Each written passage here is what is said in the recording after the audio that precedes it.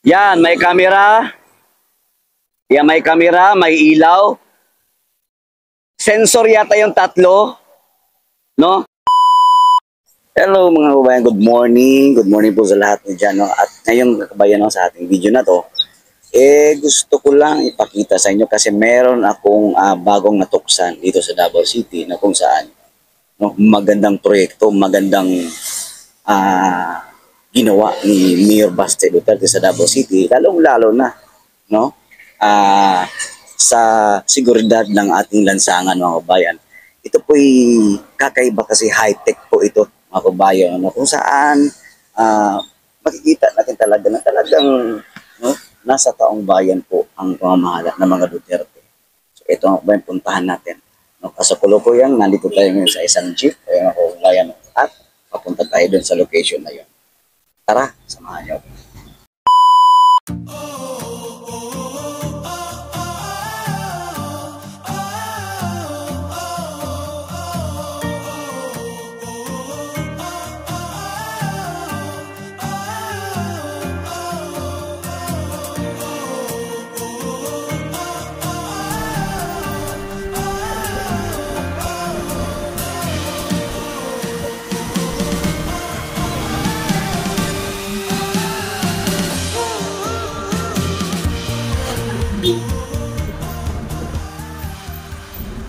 Okay, mga babayan. Welcome, no, sa ating... Ay, kumusta po kayo rin? Andito tayo ngayon sa may Davao City. No, na kung saan, na-amaze na ako. Meron akong ipapakita sa inyong bago na kung saan. No? Dito ko lang ito nakita sa Davao.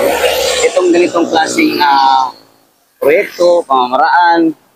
No? Alam naman natin, no, pag talagang Duterte gumawa, talagang subok talaga sa mga proyekto, mga kabayan. So, dito tayo. So, ito lang, no, kasi alam naman natin, no, masyado na maraming sasakyan, crowded na masyado, yung traffic, kaya nga meron tayong mga ginagawa mga tulay, flyovers, bypass road, no, lalong-lalo na sa Davao City, no? Kasi alam naman natin na talagang bingid po sa kalaman ng lahat na talagang dumadami na po ngayon ang mga sasakyan. No?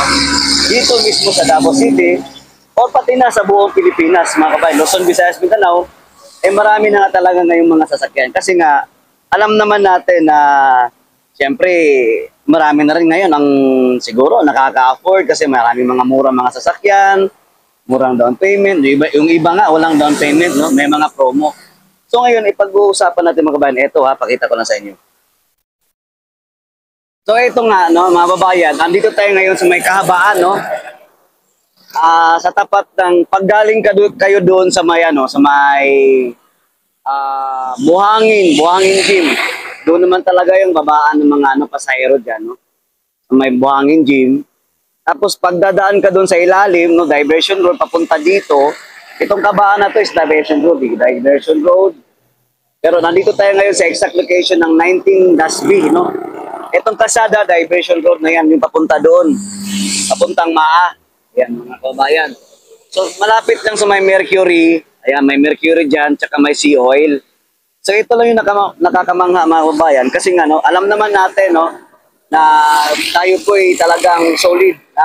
Talagang Duterte Nation tayo. Sumusuporta, no, sa magandang nagawa, no, ng ating former President Rodrigo Roa Duterte, no, na kung saan talaga namang minahal ng taong bayan, no? Kaya nga tayo nagkakaisa, no? Hindi po biro yung pag-build up ni Tatay Digong, no, sa 31 million na talagang solid at talagang Duterte Nation na bumoto sa kanya, no, nung nakaraang 2016. Nang dahil doon minahal po ng mga kababayan natin itong mga Duterte, no? Nagsimula sa Davao hanggang sa napunta tayo, no, sa lahat na ng Pilipinas, Luzon, Visayas at Mindanao, na kung saan wala naman tayong ibang ipinagmamalaki. Kasi nga, ang mga Duterte o si Tatay Digong talagang gumagawa talaga ng mabuti para sa taong bayan, lalong-lalo na sa bansang Pilipinas. So ngayon mga kababayan, ito lang no, na-amaze lang ako. Lapitan natin. O, shout out dito sa... Anong pangalan dito, boss? Pangalan ng ano, ng car? Juris and Sub Car Wash.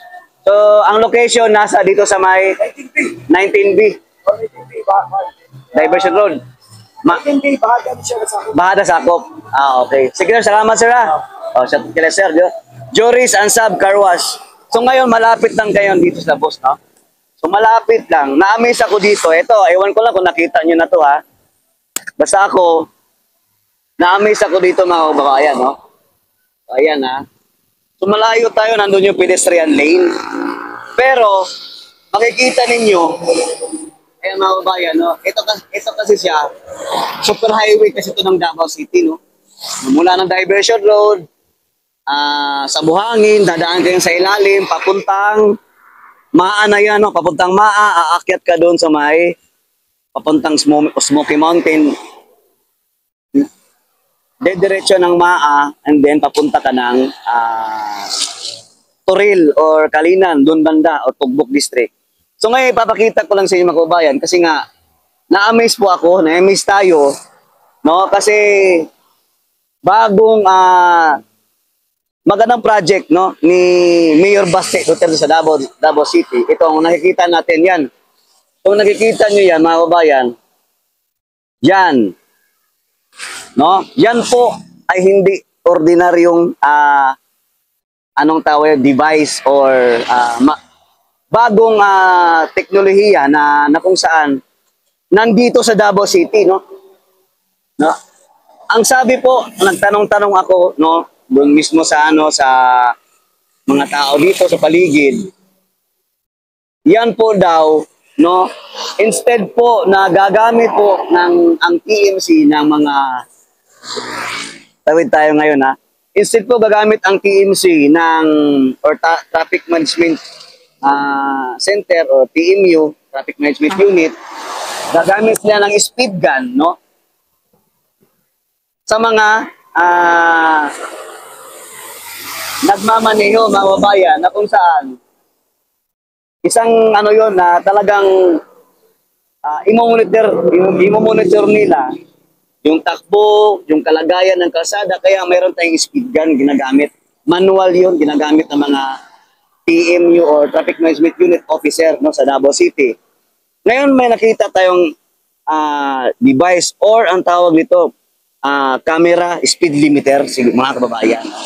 Speed limiter na kung saan pwedeng i-detect, mga kababayan, no? Mula dyan, papunta doon, nakikita niya, instead of gamitin yung speed gun, ang gagamitin na po, mga kababayan, yan na po, diretso na po siya. Ganun ka high-tech, no? Only in Davao City ko lang nakita. Ganun ka high-tech, mga kababayan. Yung ganyang proyekto ngayon na bago lang yan dito ikinabit, no, sa Davao City.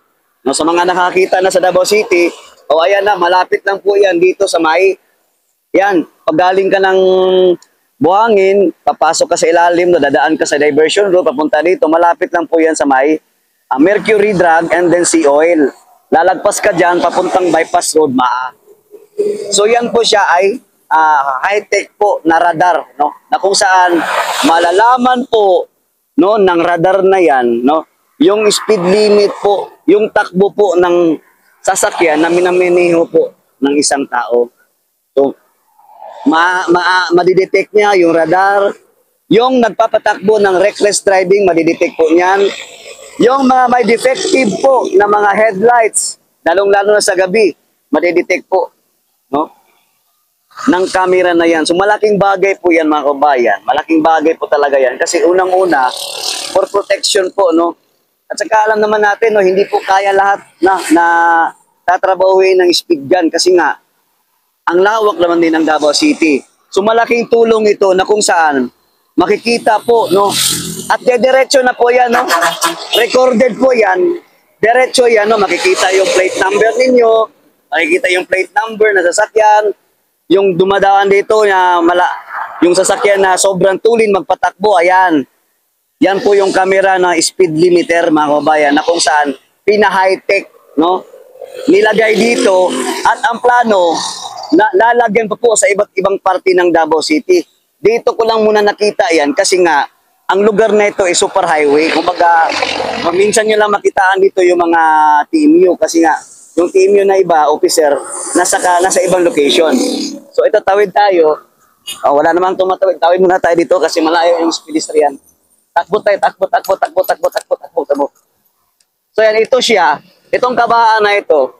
Pagpasensyahan nyo na, malayo naman, malapit na naman yung speed, pedestrian lane. So tumawid tayo. And then, eto, tingnan nyo sa harap ko. Ayan. Ayan, oh. Yan, may camera. Yan, may camera, may ilaw. Sensor yata yung tatlo. No? So dito mo makikita mga kababayan na talaga, ang ganda talaga ng pamamahala ng Davao City mga kababayan. No? Ito po hindi biro. No?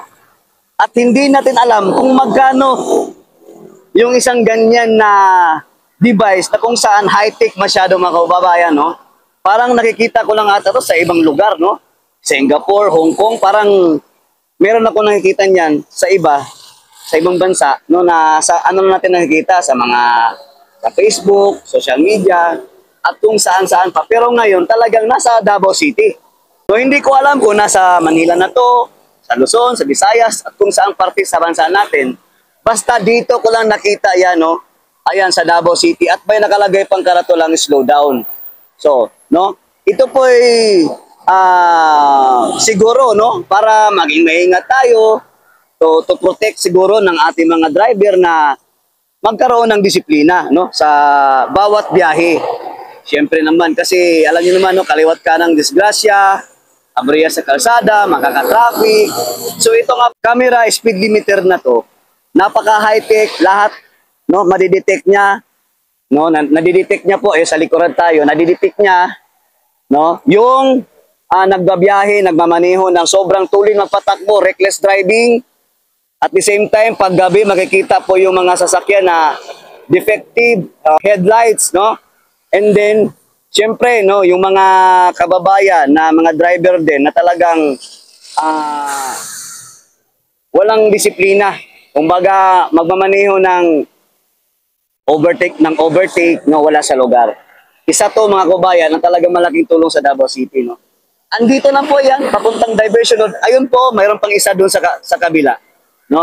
So yun mga kababayan, no. So ipinakita ko lang sa inyo, no, itong kakaibang gawa ng mga Duterte dito sa Davao City. No, alam naman natin busog na busog tayo, pa talagang Duterte yung namamahala sa syudad. Talagang marami kang aabangan na maganda proyekto mga kababayan. Gaya na lang po niya, no. Isang halimbawa po yan. Yun naman mga kababayan, maraming salamat. See you po sa ating next vlog.